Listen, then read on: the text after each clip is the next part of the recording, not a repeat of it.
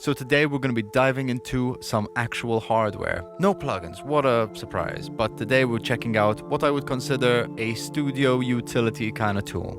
Let's see what we're going to store. So what's up guys, welcome back to the channel, Chris here. So like I was saying, studio utility.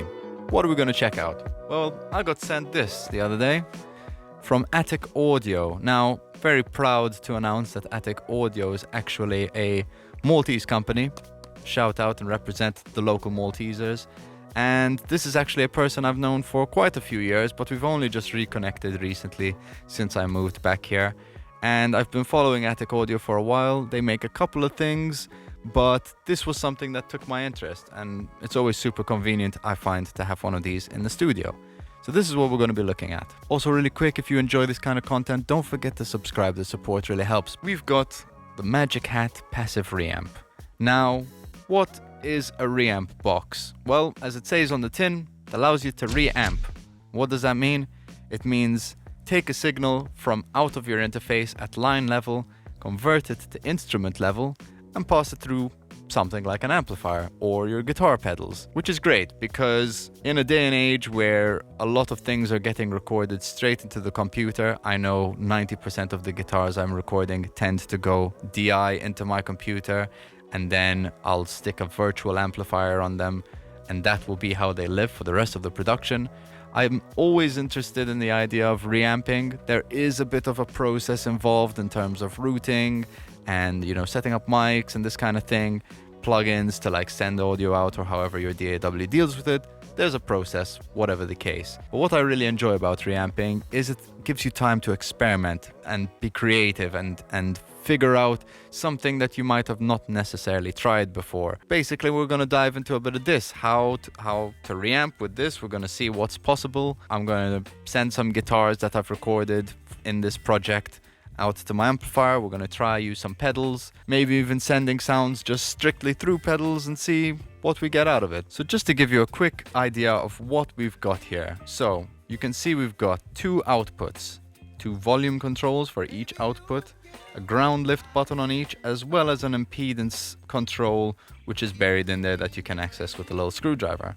On the back side, we've also got two buttons, one that says input 2 to input 1, and the other one says output 2 phase. So what this allows you to do is if you're only dealing with one signal, you can basically send one signal to two sources. In this case, you could send it to two amplifiers if you want. The other button allows you to flip the phase on one side, and that basically means that if you're sending to two amplifiers, it's going to invert the phase of one side, and you can just hear in the room if it sounds better or worse and make your decision. What's nice about this is it's passive, so it doesn't actually require any power. You just plug it in and go, and it's great. I think when it comes to this, I won't be messing around too much with the impedance. Luke, the owner of Attic, has set it as it feels appropriate, and frankly, I just don't really want to get into the weeds too much, so I'm just going to leave it as is. Another note is that because it's passive, the volume goes from 0 to 100. It doesn't really add any gain. It's just 100 is full volume, and then there's anything less. Also, I really like the color. There's a few options. The normal one is black, and then there's like blue and kind of light red, so I went for the green one. And yeah, let's see what we got. So diving into the track, it's a song I started writing last year. Nothing too crazy. It's a bit of a alternative pop rock song, and we've got these two guitars. They sound like this.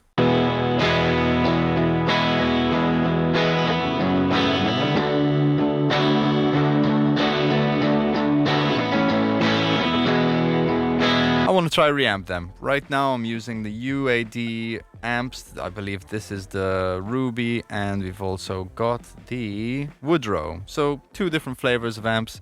I want to see what happens when we pass these through my Laney LC30 in the back. How am I going to set this up? I'm basically using this external audio plugin.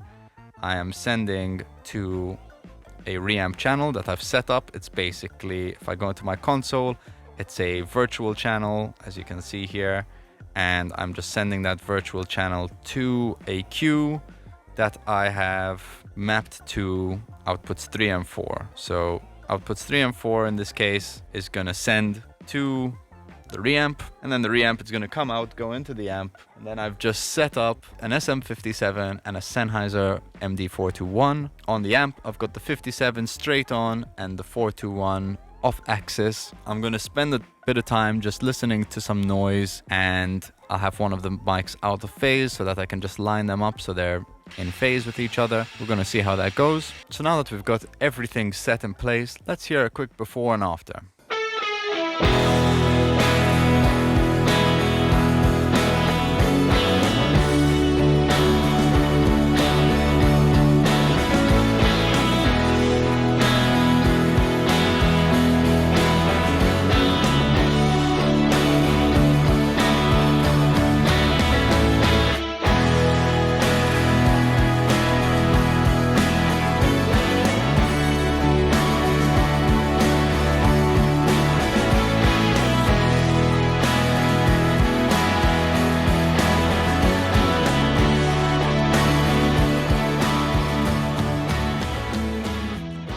So let's take a look at everything we've got. So we've got our top 2 tracks are just straight through the amp, no pedals. The top one is just the amp as is. The second one is using C-Suite to clean up any of the noise. After realizing the ground lift is doing absolute miracles with the noise, these 3 tracks are the same thing, but instead we're passing through some pedals. Got 3 different flavors of drives on my board. The Big Muff of Electro Harmonics, the Mojo Mojo by TC Electronics, and the SL Deluxe by Exotic. So far, I think I've settled on the SL Deluxe. I really like it. The Big Muff is a little bit brash, and the Mojo Mojo just kind of sits somewhere in between. So let's quickly flick through those and hear what the difference is between all of them, starting with our original amp sound.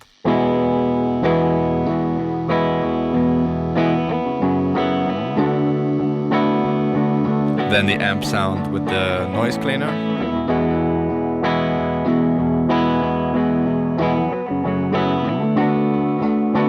Then the Big Muff.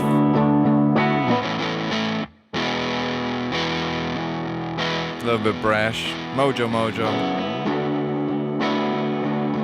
This is fine. Sounds okay. But then the SL Deluxe.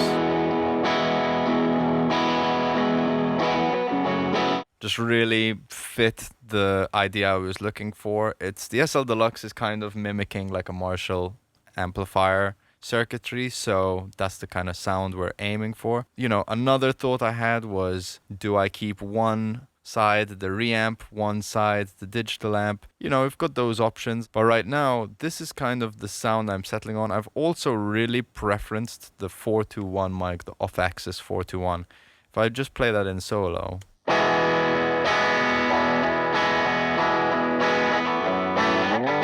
sounds really nice. I mean, the 57 is super brittle. And so when you have them together, it's not too bad, but I just really like that 421, so I'm going to pull this down.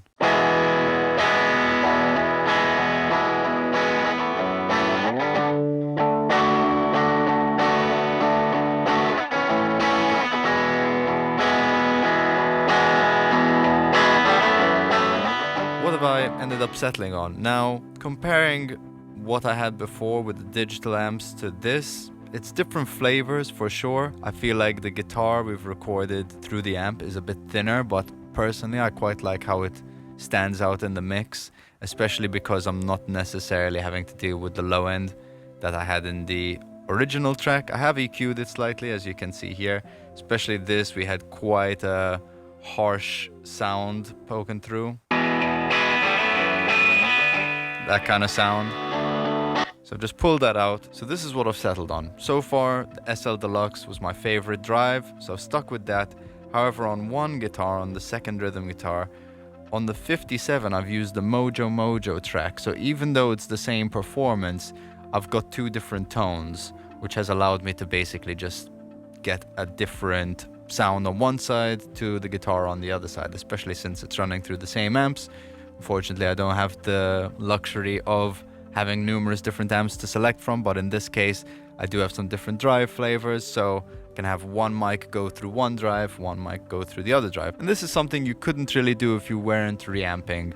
So I guess this is the point I'm trying to make with the whole reamping process is, if you've got the time to experiment, you can really just experiment your heart out, figure out things and try different miking positions, all with the same performance, knowing that you're not necessarily changing that, you're just changing how it sounds sonically. And so these are the guitar sounds I've settled on. Together it sounds like this.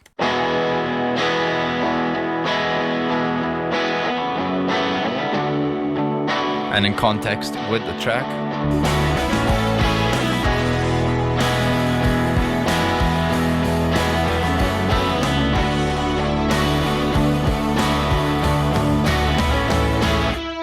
right, and this is what our OG digital guitar sims sound like.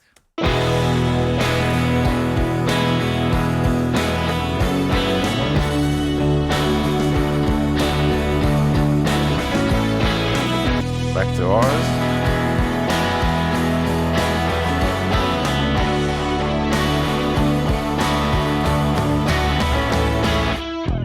So you can see different flavors.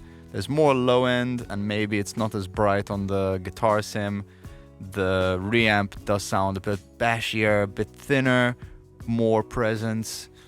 You know, I imagine some of you are gonna like one over the other. I'd love to know, so make sure you let us know in the comments below. But I'm really digging the sound we've got with the reamp, and I like the flexibility of having the different mics and the different pedals to pick from. Now, as it stands, we're obviously just reamping guitar that we've recorded straight into the interface. So we have that flexibility of basically having our DI'd sound be able to come back out, plugged into an amp, and experiment to your heart's desire. However, one thing that might not be as common in your process of music creation will be, some of you might have a keyboard and you might plug the keyboard into the amp. That's obviously a possibility. However, if you're working solely in the computer and you've got synths or percussion loops, stuff that maybe you're just doing internally from your computer, the likelihood that you're going to be sending it to an amplifier is pretty rare, I would say. So this opens a new possibility for us, being able to send whatever you want from the computer into an amplifier, or there is also the possibility of sending it just straight into my pedals if I want to experiment with those. You know, the fact that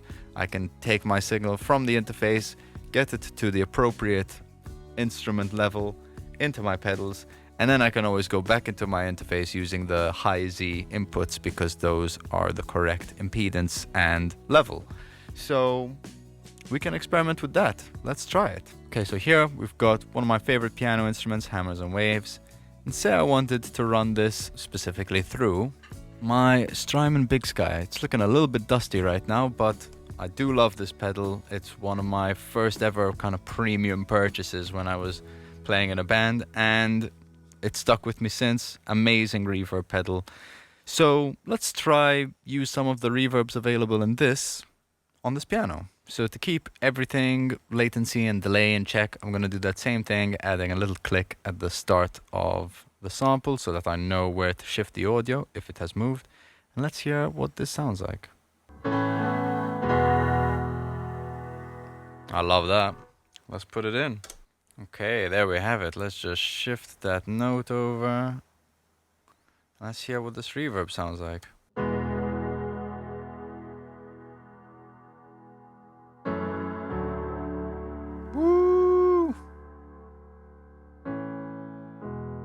Without it, it's crazy. I just love that chorus with the modulation.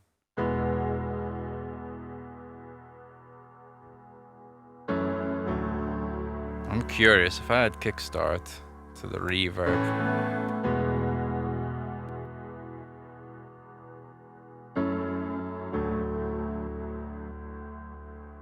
That's sick.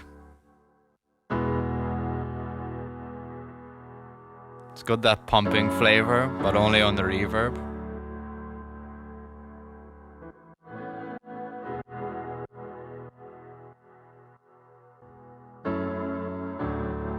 Now we can pan this back to its original position.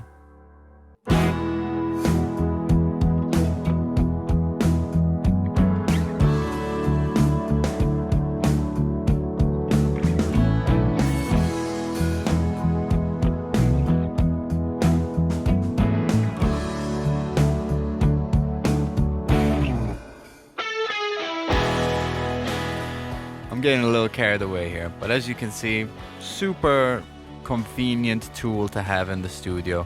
Maybe not one of your kind of most exciting purchases, but it does open a lot more doors in terms of creativity and experimentation. Sometimes I have to remind myself that when I'm working on all of this music, everything feels like such a rush, and you feel like you need to get things done in the quickest amount of time possible, and you kind of lose that want for experimentation. And I feel like a reamp box provides a little bit of that experimentation, because you need to have a bit of patience with it. You know, you need to be able to set up the routing and maybe set up microphones, pedals, amplifiers, whatever it may be. Give yourself a minute of just playing back audio, listening back through the device you want to reamp, and, you know, give yourself that process of actually figuring out, is this a creative sound that you want to implement, or is it just something you want to play with and see what comes out of it? You know, there's always that kind of level of experimentation involved.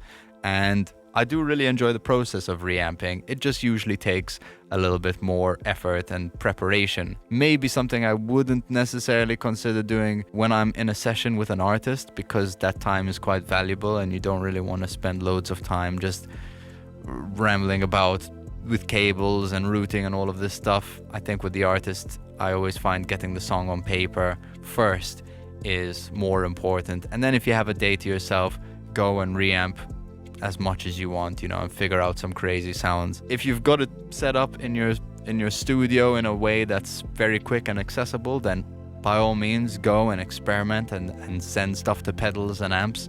For me, because it requires unplugging and plugging in stuff, there is that process, so I would personally save that for another day. But it is a process in itself, so definitely worth experimenting with. So there you have it, guys. Thank you so much for watching this video. I'd be curious, leave a comment below. What do you think about the reamps? Do you find it useful in your setups? Do you own a reamp pedal or, you know, device? Do you see yourself using one at all? I'm curious to know what your thoughts are. How do you think it fits into your setup? I am very thankful to now have one in my setup. I look forward to reamping numerous things. But guys, if you enjoyed this video, don't forget to like and subscribe. The support really helps, and thank you to anyone who's already done so. But once again, I've been Chris Vella, and I'll see you on the next one.